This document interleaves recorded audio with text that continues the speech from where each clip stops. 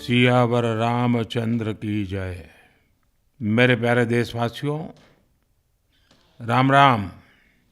जीवन के कुछ क्षण ईश्वरीय आशीर्वाद की वजह से ही यथार्थ में बदलते हैं।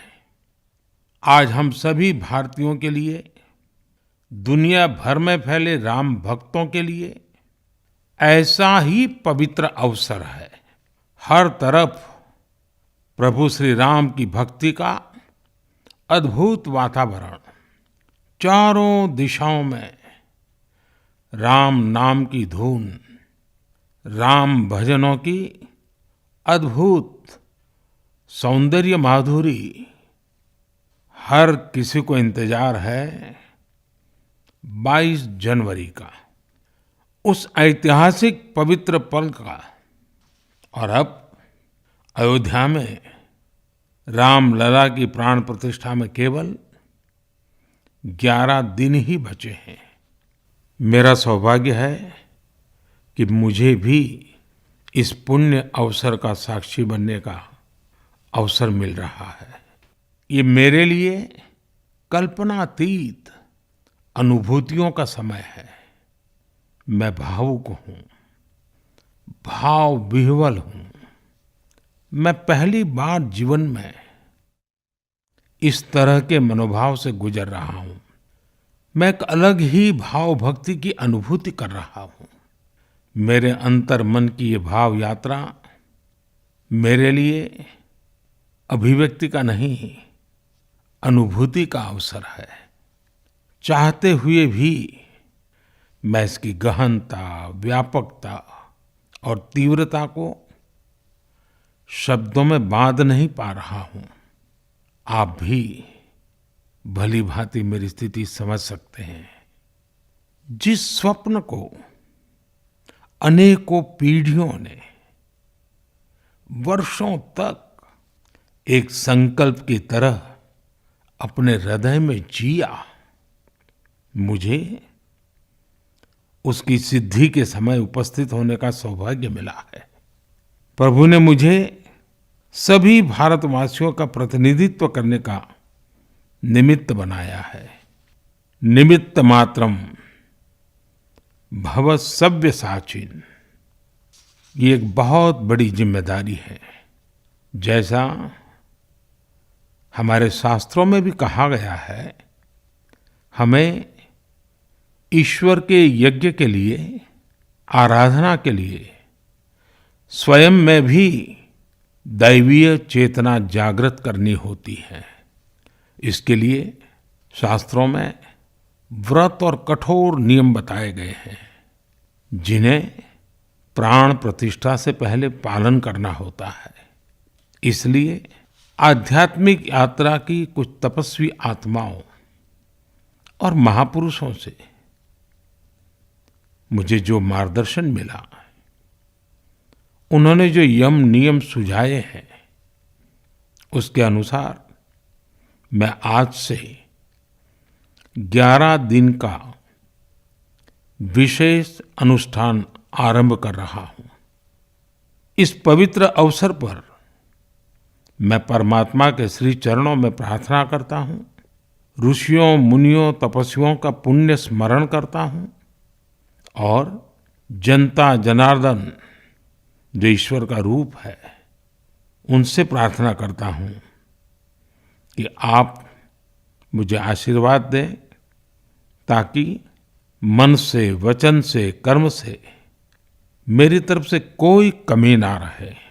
साथियों, मेरा ये सौभाग्य है कि 11 दिन के अपने अनुष्ठान का आरंभ मैं नासिक धाम पंचवटी से कर रहा हूं।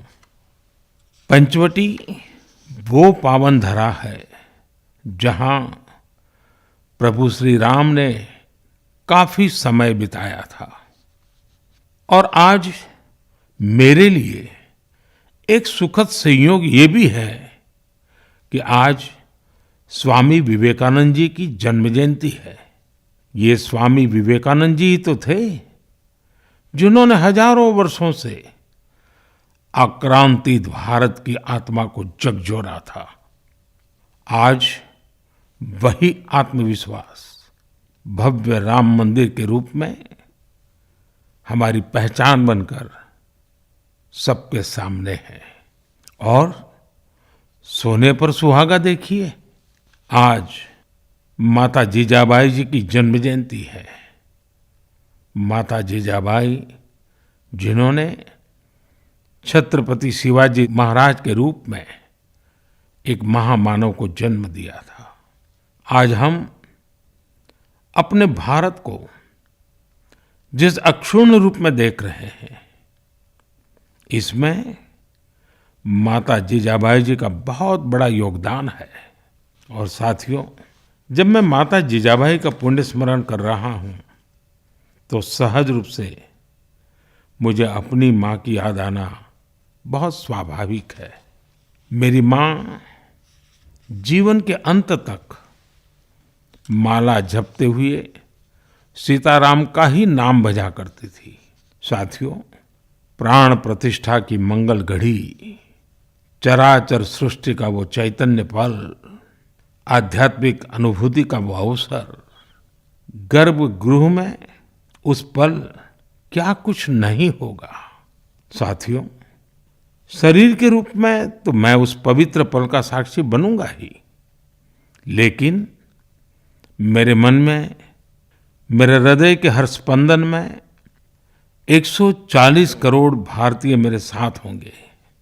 आप मेरे साथ होंगे, हर राम भक्त मेरे साथ होगा और वो चैतन्य पल हम सबकी साझी अनुभूति होगी। मैं अपने साथ राम मंदिर के लिए अपने जीवन को समर्पित करने वाले अनगिनत व्यक्तित्वों की प्रेरणा लेकर जाऊंगा। त्याग तपस्या की वो मूर्तियां, 500 साल का धैर्य, दीर्घ धैर्य का वो काल, अनगिनत त्याग और तपस्या की घटनाएं, दानियों की, बलिदानियों की गाथाएं, कितने ही लोग हैं जिनके नाम तक कोई नहीं जानता, लेकिन जिनके जीवन का एकमात्र ध्येय रहा है भव्य राम मंदिर का निर्माण। ऐसे असंख्य लोगों की स्मृतियां मेरे साथ होगी। जब 140 करोड़ देशवासी उस पल में मन से मेरे साथ जुड़ जाएंगे और जब मैं आपकी ऊर्जा को साथ लेकर गर्भगृह में प्रवेश करूंगा तो मुझे भी एहसास होगा कि मैं अकेला नहीं, आप सब भी मेरे साथ हैं। साथियों, ये 11 दिन व्यक्तिगत रूप से मेरे यम नियम तो है ही, लेकिन मेरे भाव विश्व में आप सब समाहित है। मेरी प्रार्थना है कि आप भी मन से मेरे साथ जुड़े रहें। रामलला के चरणों में मैं आपके भावों को भी उसी भाव से अर्पित करूंगा जो भाव मेरे भीतर उमड़ रहे हैं।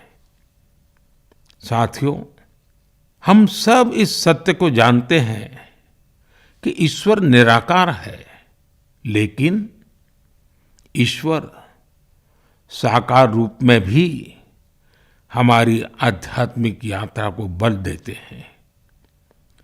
जनता जनार्दन में ईश्वर का रूप होता है, ये मैंने साक्षात देखा है, महसूस किया है।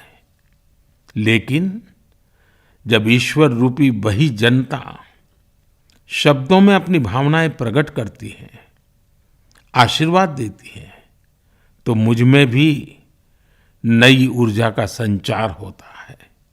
आज मुझे आपके आशीर्वाद की आवश्यकता है, इसलिए मेरी प्रार्थना है कि शब्दों में, लिखित में अपनी भावनाएं जरूर प्रकट करें, मुझे आशीर्वाद जरूर दें।